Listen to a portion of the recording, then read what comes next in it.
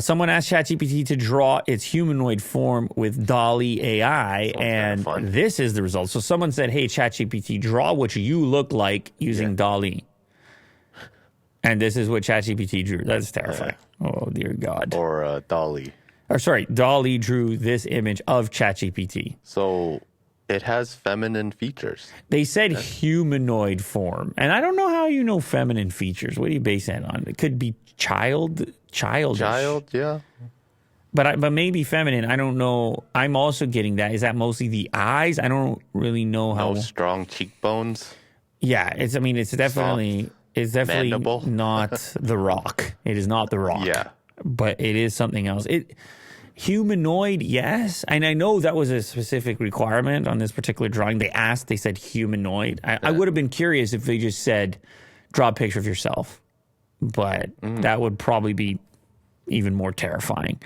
So they had to put it in some sort of humanoid form. What you're looking at is a metallic-looking structure with some blue LEDs, a weird third eye component on the forehead in the shape of a circle. Seems like it's a metallic hoodie. Wearing a metallic hoodie. Yeah. That Very is seductive. easy. I mean, I don't know what the hell you're into there, Will. This is what resulted from the experiment. Here's what the description was that was given to DALL-E. Or here's the description ChatGPT initially gave the user. Not in a drawn form, but instead in a text-based form. I have a sleek, metallic exterior with glowing accents to represent the circuitry and data processing elements of my virtual being. My eyes are displays that change color or show data. I have augmented reality elements that allow me to project a holographic user interface in front of me. I have other unique features such as the ability to manipulate digital objects and information with gestures. So I guess you spit that text into DALL-E, and this is the image you end up with. It's very specific.